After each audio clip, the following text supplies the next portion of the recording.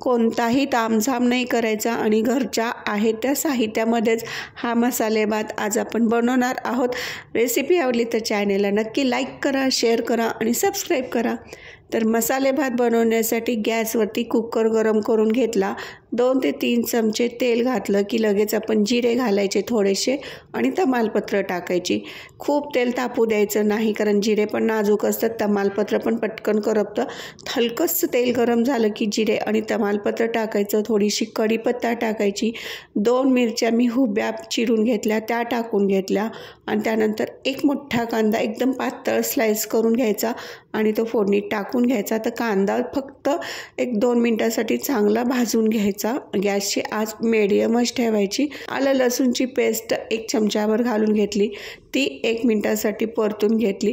त्यानंतर आपण घरामध्ये ज्या ज्या तुमच्याकडे भाज्या असतील अवेलेबल त्या घाला। त्यामध्ये मी फक्त मटार घातले, याच्याऐवजी तुम्ही शेंगदाणे पण घालू शकता कच्चे, किंवा बटाटा, सिमला मिर्च, गाजर, बीन्स, काहीही जे तुमच्याकडे व्हेजिटेबल्स असतील ते घालू शकता। त्यानंतर आपण 3 वाटी तांदूळ फक्त धुवून निथळून घेतला आहे, हा भिजत ठेवला नव्हता, तो पण घालून घेतला फोडणीमध्ये। हा तांदूळ 3 ते 4 मिनिटासाठी बारीक गॅसवरती सतत हलवून घ्यायचा आहे, म्हणजे हा तांदूळ चांगला भाजून घ्यायचा आहे। इथं मी बासमती तुकडा तांदूळ वापरला। भाजून झाला तांदूळ की त्याच्यामध्ये थोडीशी हळद आणि गोडा मसाला 1-3 चमचे घालून घेतलं। मिरची पावडर तुम्हाला जेवढं तिखट हवं असेल त्यानुसार मिरची पावडर घालायची। मीठ घालून घेतलंय चवीनुसार। हे परत एकदा वर खाली करून व्यवस्थित हलवून घ्यायचं। पावडर मसाले घातल्यानंतर हे जास्त परतवत बसायचं नाही तांदूळ, फक्त हे थोडंसं खाली वर करून मिक्स करून घ्यायचं। आणि आता आपण ह्याच्यामध्ये पाणी घालायचं आहे।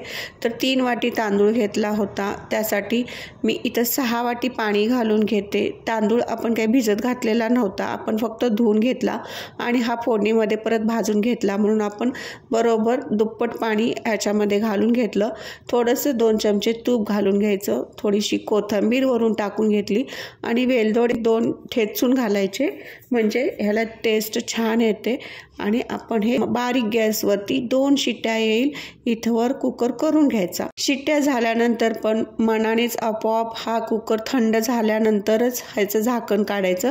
आणि इथे तुम्ही बघू शकता एकदम असा दाणा दाणा शीत शीत मोकळा असा हा भात, आपला मसाले भात तयार झाला आहे।